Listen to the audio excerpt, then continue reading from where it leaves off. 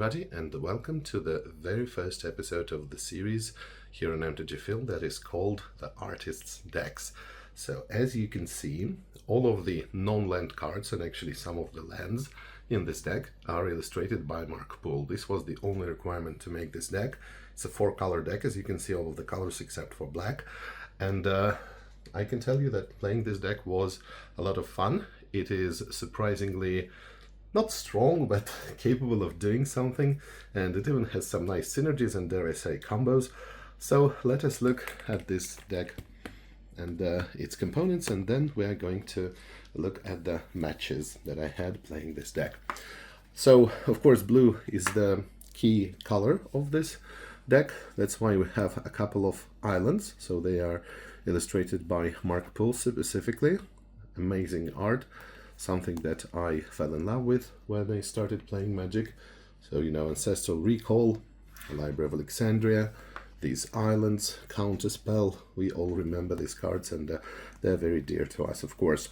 So we also have some of the other cards to enable this multicolor mana base. Of course, we couldn't use any things like Moxen and Felverstone, so couldn't use anything that is not by Mark Poole, so that's why there was a little bit of a concession, but this was the only one. So as you can see, we have got 4 copies of duels with blue, each of the colors except for black again, which is not present here. Got a couple of Platos and a couple of Tiger and Savannah, because white is the second most important color in this deck. We also have a land by Mark Poole. We don't often hear about this card, but it was also made by him, and look, it's actually pretty nice. So this underwater temple with some weird glyphs, and there is a very interesting question of why Mark Poole's art stands out. I mean, there are a lot of amazing old school artists. I would personally say that there is not a single artist in old school whose art I do not enjoy, but Mark Poole's art stands out, I think, even from those illustrations, maybe because of the colors. I don't know how he does it. They are very saturated, vibrant, smooth. Maybe they even give a little bit of a comic book outline sometimes, but I'm not sure how to describe that. It's just incredible. So this art is truly magical. Of course, there is the infamous Power 10, as some people believe. We will explore this question later on. Card that is Library of Alexandria, and as you look at it, you are immediately being transported into this amazing world of magic. You see those little people near the entrance, and they're just little spots of color if you zoom in a little bit, you know. It's not that they're very, very detailed or anything of the sort, but, you know, it gives you such an amazing perspective. It gives you so much to think about. There is so much imagination you can use to imagine the whole scene here, and that's just incredible. Really hard to describe, but again, the contrast between this yellow, golden and blue, and also the white clouds, it's just amazing. Not to say anything about the card, of course, which is amazing, as we know. So, same thing is Ancestral Recall. Still, many years after purchasing this card, I get excited when I see it, I get excited when I draw it, because this is a card that you would want equally in your opening hand and on turn 40 after a very long stalemate. This is a card that we all love, and this is, for me, the most iconic card of old school, along with Black Lotus, I would say, and the Moxen. Next, we have got some of the less frequently seen cards, so to say, that I included purely for fun. Didn't include every single card, as you will have seen, because there's a couple of things that I decided not to use, but Farmstead was not one of them. So Farmstead is this card, the art of which I personally first saw in the Chandler game. It was, as far as I remember, one of the illustrations, one of the backgrounds for one of the stores, one of the shops that you enter into, or villages. I actually don't remember what it was, but the point is that we had this, and you know, this little hut here, and you know, the chicken with these little chicks in the background, and here we have got some other things, and this axe, the birds that are flying, and the forest as well, which you can see. It's, I don't know, it's really hard to describe, but it gives you this idyllic sense of the countryside. So it's something from the maybe childhood years. This is exactly how would you imagine a peaceful village in some kind of a fairy tale, some kind of light-hearted fantasy story that you would read as a child, and that's why I believe we love it so much. So the composition here is just impeccable. The card itself is not something that we frequently talk about. It's incredibly overcosted. It hard locks you into white because it's 3 white. You can of course use it later on, but of course there are much better ways to gain life in old school. In any case, you essentially pay 2 to gain 1 life during your upkeep, and that's pretty much it. Really not a good deal, I would say. Next we have Birds of Paradise. So I think everybody knows the story, that initially this particular art was designed for a land rather than for the birds, but now we have them. We have these amazing birds, and as a result, of course, they enable us to use some kind of multicolored decks without much problem usually. Next we have got Island Sanctuary, which is a really interesting and unusual card. We discussed it when we were talking about the Turbo Fog deck. Essentially, people sometimes describe it as a poor man's moat, but the difference is between this card and another one that when you use moat, you have to design your deck around moat. So if you're using moat, you're definitely not expecting to use some non-flying creatures yourself, but with this card you don't have that limitation, so it's really a defensive card. It's not limiting that much, and essentially what it does is that you skip one of your draws during draw phase, and in exchange for that you can only be attacked by creatures that fly or have island walk. So as you understand, island walk is not something that we care about. I think the only really playable card with island walk is River Merfolk, and even that is definitely not a tier 1 deck and not the most frequent choice. So that's a good card to have. Again, absolutely fantastic art with colors, high contrast, very saturated and vivid things. And in this background you can see the castle, and it's almost like an illusion, and you're actually asking yourself, so whether it's that exact sanctuary that you would go to and hide behind it. And you know, of course, you have the Pegasus with incredibly wide wings, and that's a symbol of, you know, purity, of defense in some way. It's really nice. Of course, that card works very well with Howling Mine, and the Howling Mine allows you to draw an extra card, of course, and this is exactly that draw that you can skip in exchange for extra safety with Island Sanctuary. So this is something that I sometimes do, and Howling Mine itself is such a nice illustration, because, you know, darkness means the unknown. It means the fear of something that we have not yet been able to glimpse, and here we have this, you know, light which is very unkind in some ways. It's really menacing, it looks dangerous, and these eyes look like some huge creature looking at you. You know, if you're playing this amazing game, The Hand of Fate, Legend of Karandi, I think it's called, the second chapter, and there is this very nice and somewhat scary passage here, the labyrinth that you have to go through in the darkness. And wait, no, it's actually not the second chapter, I'm mistaken, it's the very first one, yeah, with Brandon, not with Xanthian. But in any case, what I'm trying to say is that there in this Karandia game, if you go through the cave which you have to traverse, and you have this magical glowing berries, and if you don't drop the glowing berry in one of the rooms, then you have these, you know, menacing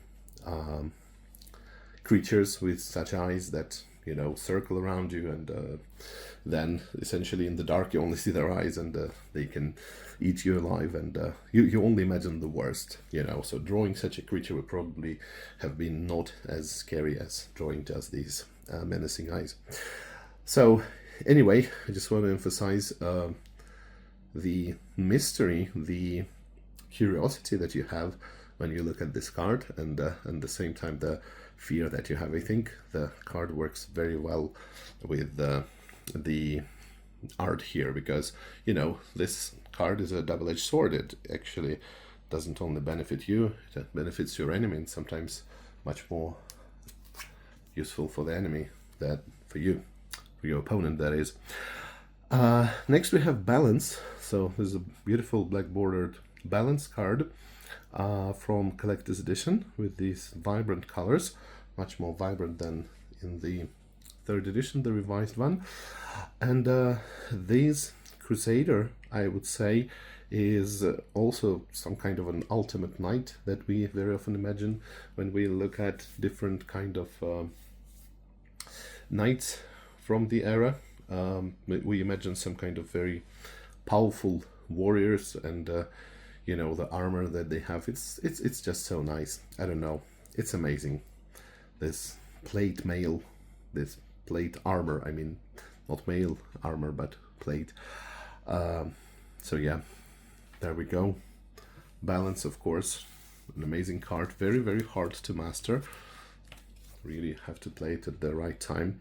Next we have Amnesia, a very uncharacteristic card for Mark Poole, very dark, well, because it is from the dark, it is by design. And Amnesia is a card that I have explored. You have probably seen it being played in some of my decks, including the amazing The Dark deck that I put together, the mono blue one. Next we have the card that needs no introduction, one of the most hated cards ever, which is Counterspell. And I will be honest with you, it's not my favorite card, because when I look at this kind of fizzled spell, I don't know, it always looks awkward to me. I'm not a fan of this card, but I understand perfectly well that was the initial idea behind this card. So when it was designed, it was to evoke this feeling of clumsiness, of maybe some slight repulsion, because I don't know, to me it doesn't even look like this guy is casting a spell and these are some beams of energy. It looks like, I don't know, some kind of tendrils have grown out of his fingers. I don't know. So there it is. But yeah, the comic look on his face is precious, and you know, he has this very detailed, very nicely drawn costume again. So maybe it's the attention to detail that Mark Poole has, because he could have drawn a much more minimalistic and simplistic, I would say, wardrobe for this guy, but that's what we have. And in the distance we can see this kind of a tower, which maybe even acts as some kind of a counterpoint, because it's there, it's just standing firmly, unlike this flimsy guy. And I don't know, you have so much going on in these pictures, and further on we can discover the fields here, so the nature, so everything is there, and you can just look at it for a very long time. That's why this video is getting a little bit longer than I would normally be going through a deck, but I think it just makes sense to look at the amazing art of Mark Poole, and that's why we're here in the first place. Next we have got Phantasmal Forces. Phantasmal Forces, 4/1 card with this drawback, which is negligible. The biggest problem probably is that it has only 1 point of toughness, making it very easy to ping with your Prodigal Sorcerer, with your Psychic Blast, with some other cards, Rod of Ruin even. So yeah, it's very fragile. That's a bit of a problem.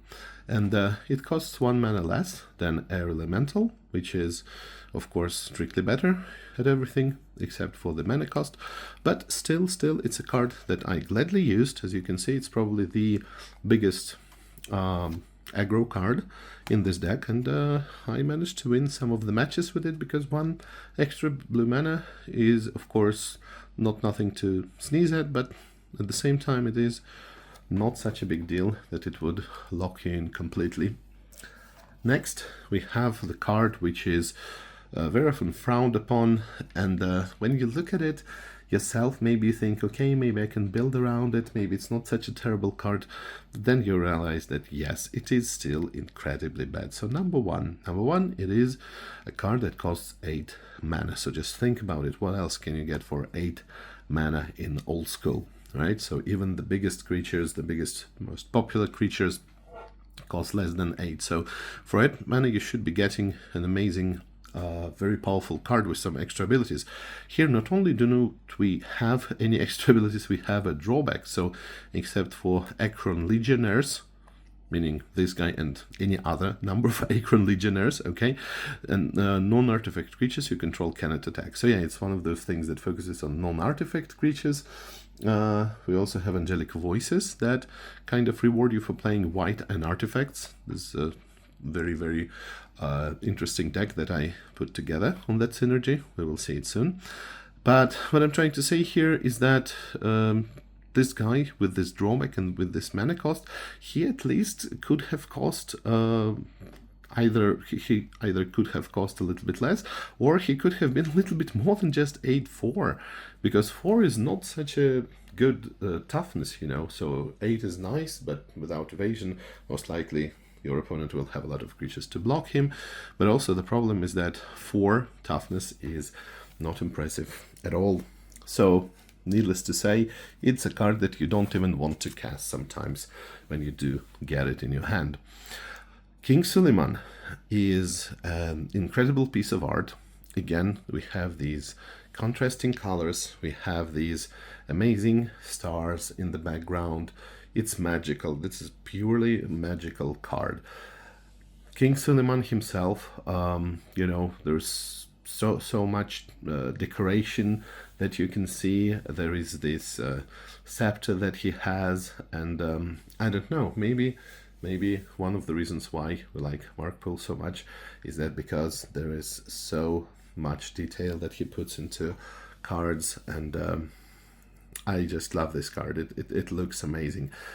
And the flavor here is also unprecedented. You will definitely never get such a card again. So even if it wasn't on reserved list, you know that they would never print it again with this, you know, real life references of religious texts, and he himself, King Suleiman, is of course mentioned in various religious texts.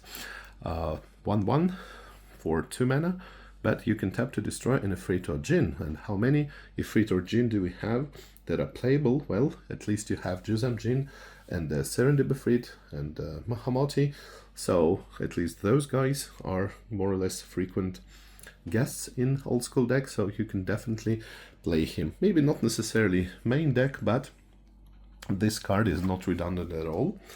Next, we have got Stangg. I think we already looked at him in the past. I have this Stangg Twin custom token, which I printed, and as you can see, it's a really nice card in terms of flavor. So you get these 2 brothers, okay, that are 3/4, and they cannot live without each other.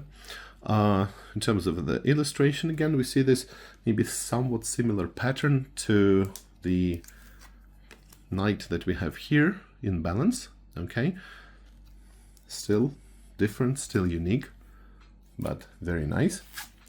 Next we have this guy. You know, Mark Poole's art is quite versatile, so if you look at different cards by him, you will be able to recognize the style usually, but the themes and the exact, I would say, style of drawing can differ quite a lot. So here we have got this Jedid, or Janan, I suppose, how you could pronounce that, and it's one of those very bland legends for a lot of mana, in this case 7, and it's just a 5/5, and also it's white and blue, but it's also a barbaric cat. So most likely probably red and green. I have no idea about that set. It's just so incredibly random. And next we have got this guy, which is exactly the same thing, 5/5, but of course blue is not allowed to have good creatures in terms of base power and toughness, so this guy is 1 mana cheaper than that weird cat warrior. And the illustration here I like a little bit more. Still he's a little bit wonky, but the feel itself that we get from looking at this card, I think, is much nicer.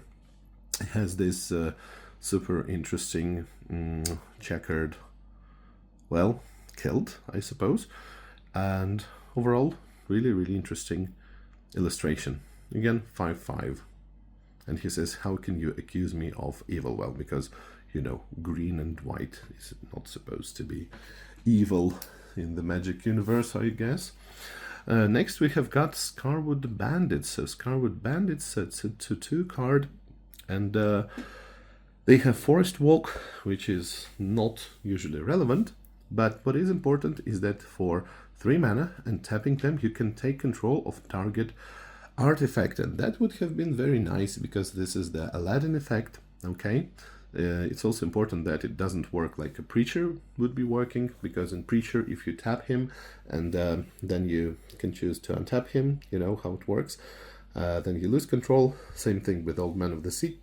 But here we don't have that, so if you steal it, you can steal another artifact, provided that your opponent doesn't have enough mana to counter that. So yeah, just 2 mana. Most likely your opponent would have that, so it's very tricky to use this card, unfortunately. Next we have 2 Bronze Horses, okay, so 4/4, 7 mana. Not a very good deal, to be honest with you, but trample is very nice. Unfortunately, in this particular deck, I don't have any way of pumping creatures. Otherwise, it would have been very nice to use that, because trample is definitely an ability that we don't see often enough in old school. But there you go. You also have this extra ability: as long as you control any other creatures, damage dealt to Bronze Horse by spells that targeted is reduced to 0. So I don't know, it's not something that is incredibly useful, because normally we would want to bolt this horse, but it has 4 toughness, so we wouldn't have done this anyway, and it's not easy to deal for damage, for direct damage, in pretty much any color except for red. Maybe you can do with Psy Blast as well, but not a very relevant ability. Still it's an okay card, and at least it doesn't have any drawbacks, so thanks for that at least. And finally we have got Ali from Cairo, which is this amazing worship style card. He has his Moxen, I suppose, right? And you can actually look at him and imagine that this is the guy from the Library of Alexandria, right? As we see exactly the same design, exactly the same kind of shapes and architecture. And of course, the colors here are magnificent. The card itself is absolutely unique, and definitely something which is very nice to play. And last but not least, I actually skipped this guy because I wanted to show you the synergy between Howling Mine and Island Sanctuary. We have got the Warwen Weaponsmith. And this is one of those disappointing cards that has too many limitations, unfortunately, in order to maybe avoid some kind of synergy, but doing so made it really weak and unplayable. So what I'm referring to is that you can sacrifice an artifact, but it's only during your upkeep, and you add a counter to any creature. You must sacrifice one of the artifacts in play. So it's already tapping it, so it wouldn't have been a big problem if you could simply sacrifice any kind of an artifact, even if it is, let's say, targeted by your opponent's removal. But I'm afraid that this is why we cannot have nice things, as we can say. I mean, you have got Sage of Latnam. Yeah, he was released a tiny bit later, I suppose, than this guy, because this guy is originally from Arabian Nights, is he? No, wait. He actually is from Antiquities, I guess. So he probably was from the very same expansion originally. Was it from Revised? Okay, I'm confused, but doesn't matter. Essentially, what I'm trying to say is that this particular guy could have been much better if you didn't include this upkeep clause in him. And looking at the art, you can definitely feel the warmth of the sword. You can see that this is really a dwarf, a little guy in a huge forge, and he just forges this weapon. The colors are amazing. It's almost blinding when you look at the picture. So there it is, and thank you for looking at this little deck tech and looking at the amazing art by the very talented, one of the most important old school artists, I would say, with me.